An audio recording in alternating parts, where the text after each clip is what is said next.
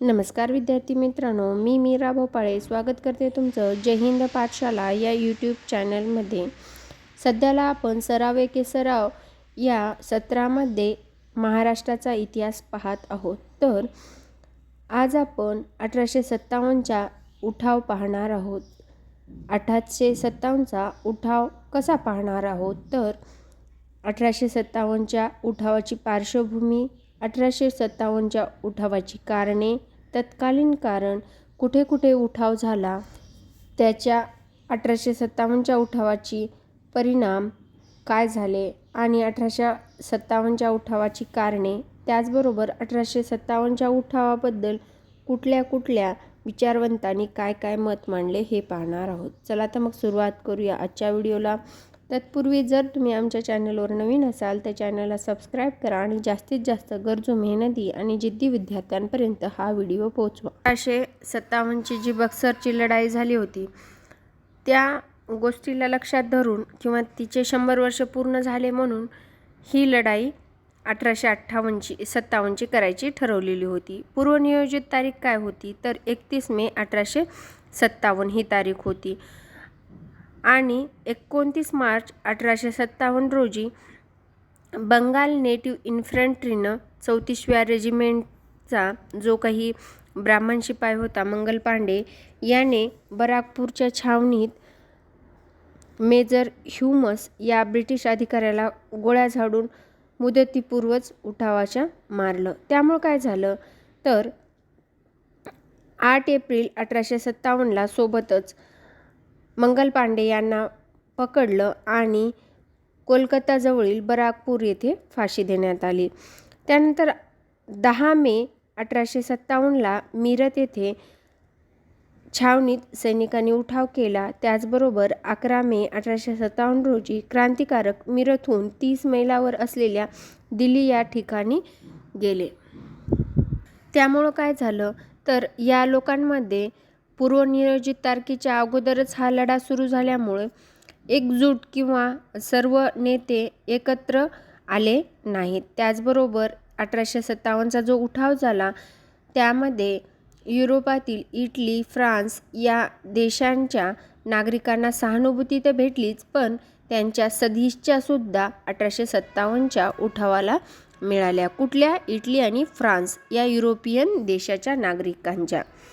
तत्कालीन कारण काय होतं हा उठाव होण्याचं तर तत्कालीन कारण असं होतं की सैनिकांना जे एनफिल्ड या लांब पल्ल्याच्या बंदुकीची काडतुसं वापरताना या काडतुसाची जी आवरण होती ती दातांनी फोडावं लागायची आणि या काडतुसाला गायीची व डुकराची चरबी लावलेली असते अशी बातमी लष्करात पसरलेली होती। त्यामुळं काय झालं तर हिंदू आणि मुस्लिम या दोन्हीही सैनिकांच्या भावना दुखावल्या गेल्या आणि ते बंड करून उठले।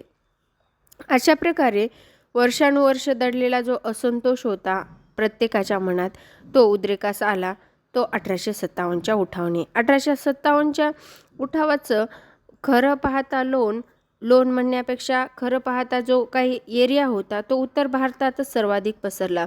त्या मानानं दक्षिण भारत हा उठावापासून बऱ्यापैकी वंचितच राहिलेला होता। 1857चा उठाव आणि उठावाची कारणे। उठावाची कारणे 3 भागामध्ये आपण डिवाइड करू शकतो, जसं की राजकीय, धार्मिक, आर्थिक आणि लष्करी। तर राजकीय कारण हे होतं की वेलेस्लीने जी तैनाती फौजेची मोहीम राबवली होती त्यामुळे काय झालं तर तैनाती फौजेच्या प्रभावामुळे राज्य कशी झाली दुबळी बनली व त्यांच्या मनात असंतोष निर्माण झाला।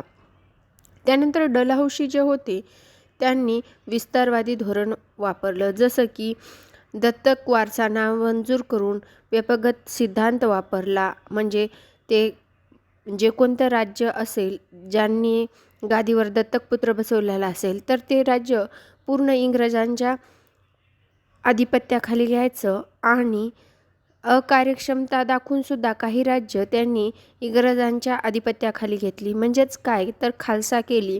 राजे राजवाड्यांच्या पदव्या व तख्त बंद करून टाकले। यामुळे ब्रिटिशांविरुद्ध असंतोष धुमसत राहिला। ही तर झाली राजकीय कारणं, पण धार्मिक कारणंसुद्धा होती. जसं की संन्याशांनी केलेला बंड. संन्याशांनी केलेला बंड हा का होता, तर धार्मिक स्थळावर जाण्यासाठी सुद्धा इंग्रजांनी कर लावलेला होता. त्यामुळं काय झालं, हिंदूच नाही तर मुस्लिमसुद्धा एकजुटीनं इंग्रजांविरुद्ध लढा करण्यास तयार झालेले होते. त्यामुळं असं मानण्यात आलं की तिसरं संकट आता धर्मावर येणार आहे. पहिलं तर राजे राजवाडे खालसा होत चाललेत. कशामुळं, तर वेलस्ली काय करायचा, आपली तैनाती फौजेची जी काही टीम आहे, फौज आहे, फौजपाटा तो एखाद्या राज्याला द्यायचा आणि त्याच्या बदल्यात काय करायचं, त्याने त्या राज्याने त्या फौजेचा पूर्ण खर्च सांभाळायचा. आणि मग तो काय करायचा राजा, आपलं स्वतःचं सैन्यबळ बाळगायचा नाही. आणि त्यातल्या त्यात इंग्रज काय करायचे, तर ते काय करायचे, जे काही परकीय धोरण आहे किंवा परराज्याचं धोरण आहे ते स्वतः अवलंबायचे. राज्यामधलं जे काय आहे ते तुम्ही करा. एकतर सैन्य पण नाही यांचं, आणि जास्त काही राजा करू लागला नाटक की त्यांच्यासोबत युद्ध करायचं आणि ते राज्य जिंकून घ्यायचं. डलहौसी ही त्याच प्रमाणात तो कसा करायचा, दत्तक वारसा नामंजूर करायचा, काही ठिकाणचा गैरव्यवहार आहे म्हणायचा. अशा गिळण करत ब्रिटिश जी ईस्ट इंडिया कंपनीची जी सत्ता होती तो वाढवतच गेला. आणि तिसरं संकट हे धर्मावर आलं. ते कसं, तर 1813ला जो चार्टर्ड ॲक्ट आला त्यानुसार सगळ्या धर्मप्रसारकांना भारतात येण्यास अनुमती दिली. आणि पर्यायानं काय होऊ लागलं, तर इंग्रज आक्रमकपणे तर भारतावर सत्ता करूच लागले, पण व्यापार करता करता जे काही त्यांच्या मशिनरीचा माल होता आणि आपलं कसं होतं, हाताने तयार केलेला होता, म्हणजे व्यापार बी गेला आणि सत्ता पण गेली. आणि आता धर्म पण जाणार. लोकांना काय करू लागले, ख्रिस्ती धर्मात कन्वर्ट करू लागले.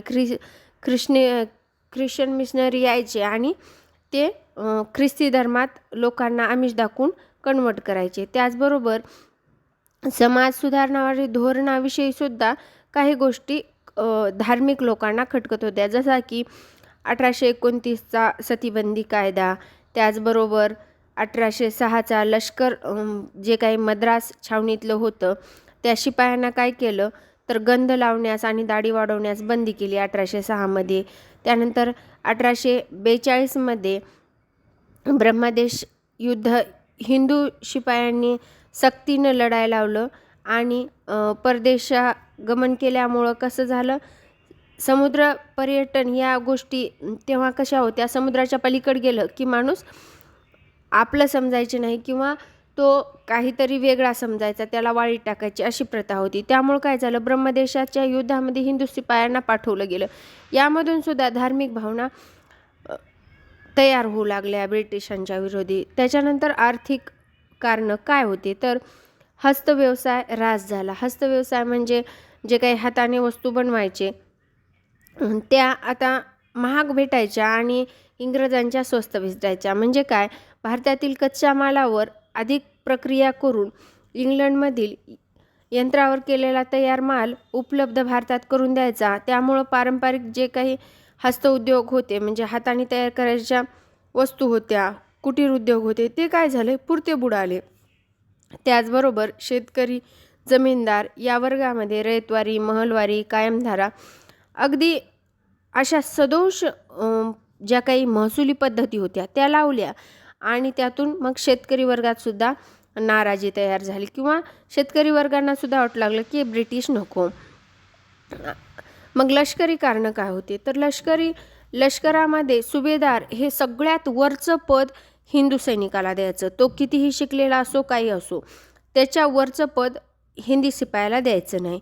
आणि कमी शिकलेले असून सुद्धा इंग्रजी लोक त्याच्या वरच्या पदावर असायचे. हे एक सैनिकाच्या मनात असंतोष उफाळत राहिला. मग काय, यामुळे मग एकदाच उद्रेक झाला रागाचा किंवा असंतोषाचा आणि 1857चा उठाव घडून आला.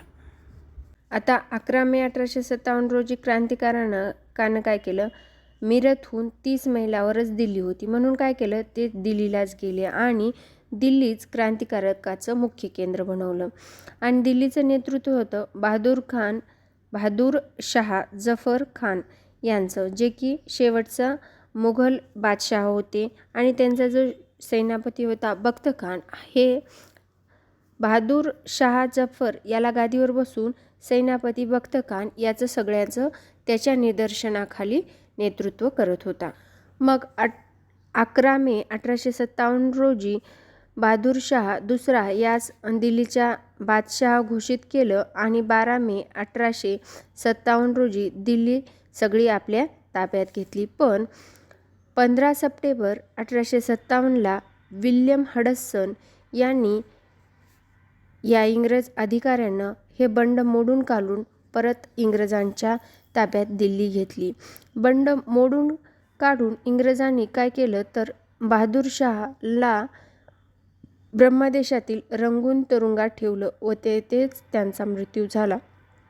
बहादूर शाह दुसरा याचे पूर्ण नाव असं होतं की अबू जफर सिराजुद्दीन मोहम्मद बहादूर शाह. आता दिल्लीतला तर विल्यम हडसन यांनी क्रांतिकाराचा जो काही लढा होता तो मोडीत काढून दिल्ली काबू केली. पण असे लढे वेगवेगळ्या ठिकाणी होतच गेले.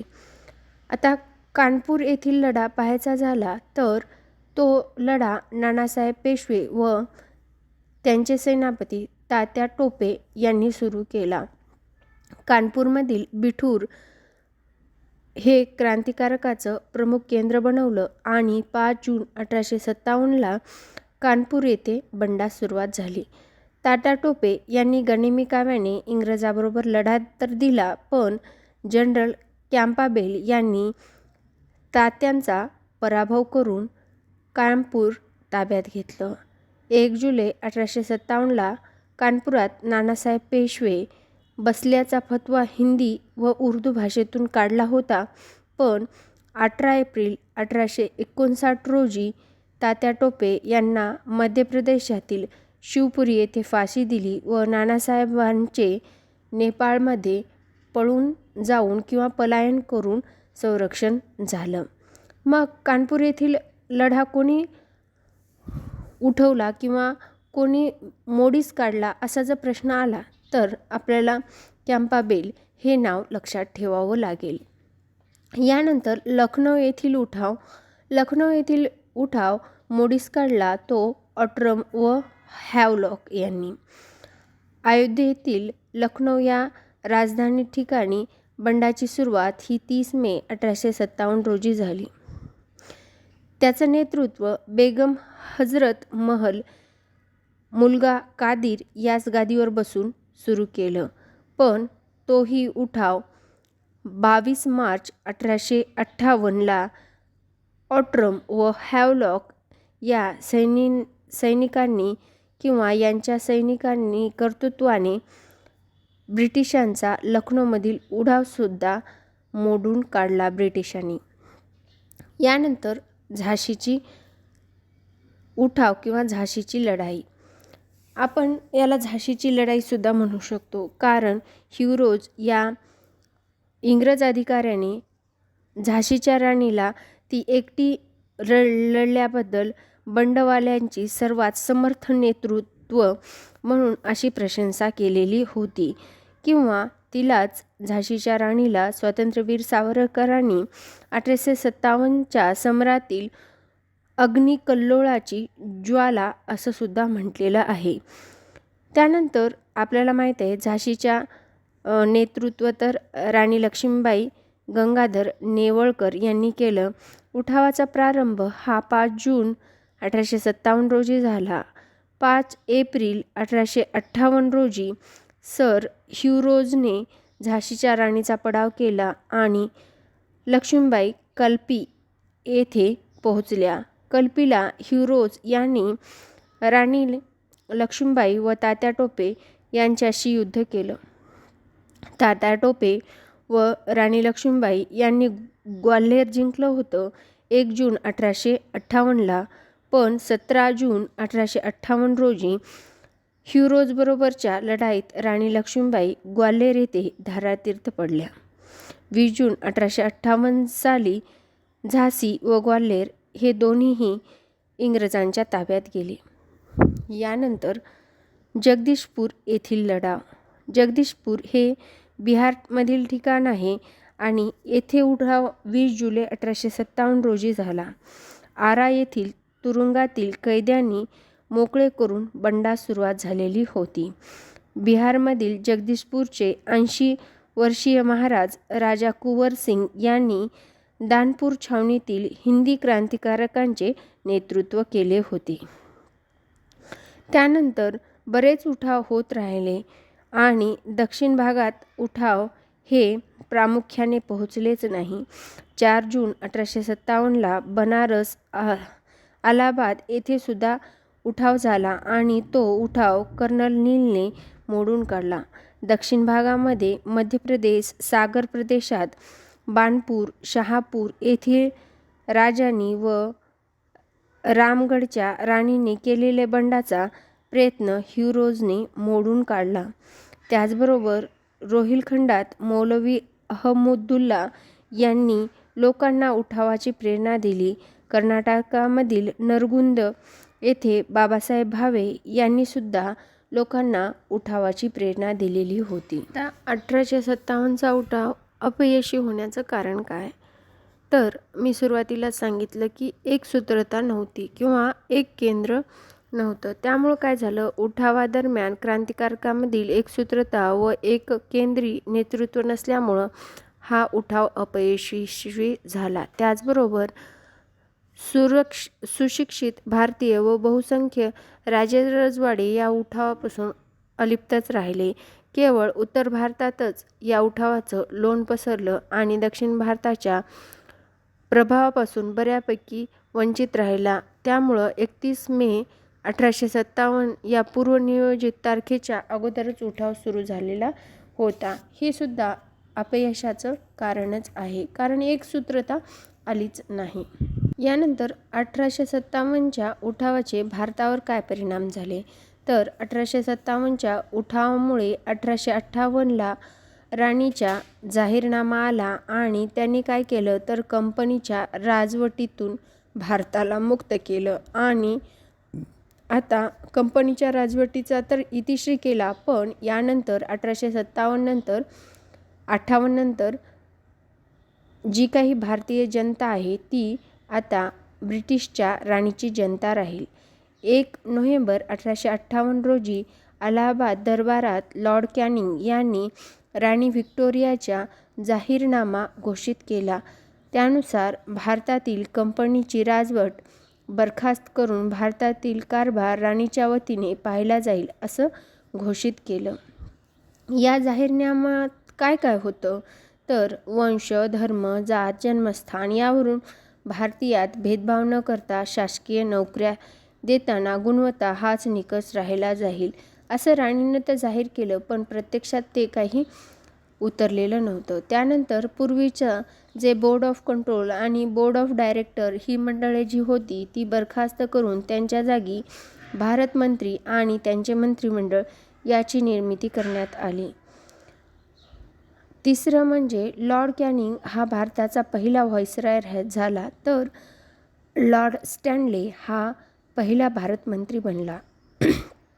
जे काही गव्हर्नर जनरलचं जे पद होतं ते रद्द करून 1858 पासून गव्हर्नर जनरल या पदाच्या जागी व्हाईसरॉय हे पद त्यांनी चालू केलं आणि पहिला व्हाईसरॉय कोण झाला तर लॉर्ड कॅनिंग. आणि 1857चा गव्हर्नर जनरल कोण होता असा प्रश्न जर आपल्याला आयोगाने विचारला तर तो होता लॉर्ड कॅनिंग. आणि पहिला गव्हर्नरसुद्धा गव्हर्नर जनरल व्हाईसरॉय जो बनला तो कोण होता तर तो होता कॅनिंग. मग भारत मंत्री कोण आहे तर स्टॅनले. लॉर्ड स्टॅनले हा पहिला भारत मंत्री बनला. ब्रिटिश लष्कराची पुनर्रचना पण झाली. भारतातील ब्रिटिश लष्करी पुनर्रचना करताना युरोपियनची संख्या वाढविण्यात येऊन मोक्याच्या ठिकाणी इंग्रज सैनिकाच्या नेमणुका करण्यात आल्या. उठावाच्या काळात इंग्रज व भारतीय सैनिकांचे 1:6 असे प्रमाण होते, नंतर ते 1:2 असे करण्यात आले. उठावातील अपयशानंतर स्थानिक जमीनदार हे पारंपरिक नेतृत्व मागे पडून पाश्चिमात्य शिक्षणाचा पगडा विचारवंताचा नव्या सनदशीर राजकारणाचा प्रभाव झाला.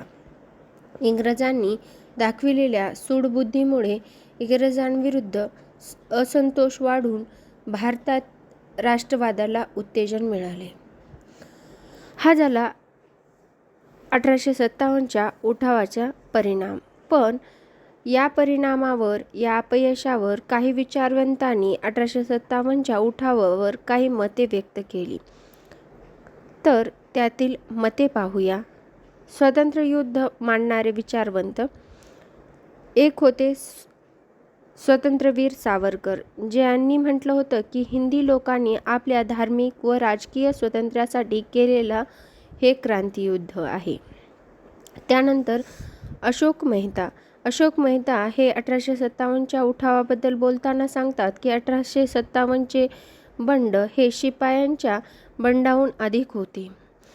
संतोष कुमार रे. 1857चा उठाव म्हणजे केवळ शिपायाचे बंड नव्हते, तर तो प्रजेचा उठाव होता. कर्नल माल्सन हे म्हणतात, हिंदी समाजातील इंग्रजविरोधी द्वेषभावना ही वैयक्तिक नसून राष्ट्रीय स्वरूपाची होती. डॉ. सुरेंद्रनाथ सेन. धर्मयुद्ध म्हणून सुरू झालेल्या घटनेने शेवटी स्वातंत्र्ययुद्धाचे स्वरूप धारण केले. फ्रान्समध्ये 1857च्या उठावाचे God's judgement upon English rule in India असे वर्णन करण्यात आले. पंडित नेहरूंनी 1857चा उठाव हे राष्ट्रीय आंदोलन होते असं सांगितलं. यानंतर दुसरं म्हणजे शिपायाचा बंड मांडणारे काही विचारवंत होते, ज्यामध्ये न. र. फाटक म्हणतात की 1857चे बंड म्हणजे शिपायांची भावगर्दी. सर जॉन लॉरेन्स हे म्हणतात की बंडाचे मूळ कारण लष्करातील केवळ काडतूस प्रकरण होय, दुसरं काहीच नाही. सर जॉन सीले म्हणतात की 1857चे बंड संपूर्णतः देशाभिमानारहित स्वार्थी शिपायांचे बंड होते.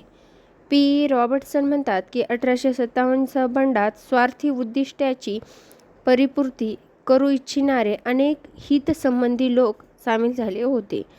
किशोरचंद्र मित्र म्हणतात की लाखभर शिपायांच्या बंडाशी जनतेच्या सहभागाचा अजिबात संबंध नाही.